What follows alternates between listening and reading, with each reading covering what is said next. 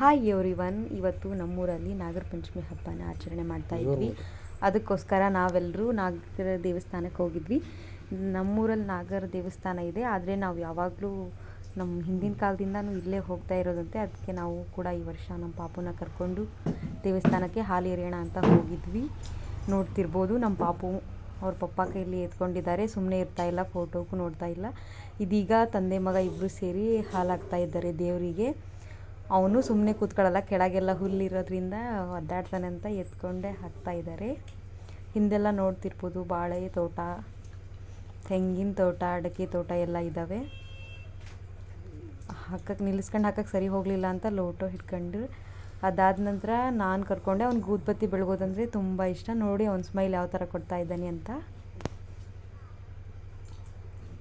ಈ ಥರ ಇದು ದೇವಸ್ಥಾನ ಮುಂಚೆ ಚೆನ್ನಾಗಿತ್ತು, ಇವಾಗೆಲ್ಲ ಕಿತ್ತು ಹಾಕಿ ಈ ಥರ ಮಾಡಿದ್ದಾರೆ. ಚಾನಲ್ ಬಂದಿದ್ದಕ್ಕೆ ಆಚರಣೆಗಂತ ಒಂದು ಮೂರ್ತಿನ ಇಟ್ಟಿದ್ದಾರೆ. ಇದೀಗ ನಾನು ಪೂಜೆ ಮಾಡ್ತಾ ಇದ್ದೀನಿ. ಹಿಂದೆ ನೇಚರ್ ತುಂಬಾ ಇದೆ, ಮಳೆ ಜಾಸ್ತಿ ಇರೋದ್ರಿಂದ ಮೋಡ ಎಲ್ಲ ಕವಿದಿದೆ.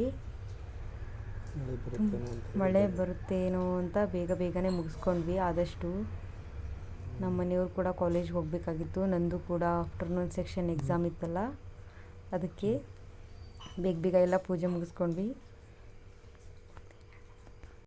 ಈ ದೇವಸ್ಥಾನ ಎಲ್ಲ ಮುಂಚೆ ತುಂಬ ಚೆನ್ನಾಗಿತ್ತು. ಇವಾಗ ಚಾನಲ್ ಬಂದು ಎಲ್ಲ ಕಟ್ ಮಾಡಿ ದೇವಸ್ಥಾನ ಎಲ್ಲ ಒಡೆದು ಕೆಲವೊಂದು ಪಾಟ್ಸ್ಗಳು ಮಾತ್ರ ಇಲ್ಲಿ ಇಟ್ಟಿದ್ದಾರೆ.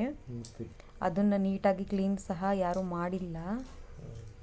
ಯಾರೋ ಬಂದು ಪೂಜೆ ಮಾಡಿ ಹೋಗಿದ್ರು. ನಾವು ಎರಡನೇದವರಾಗಿ ಬಂದು ಪೂಜೆ ಮಾಡಿದ್ವಿ. ಹೆಚ್ಚಾಗಿ ಬರೋದಿಲ್ಲ, ಎಲ್ಲರೂ ಮಧ್ಯಾಹ್ನ ಮೇಲೆ ಬರ್ತಾರೆ.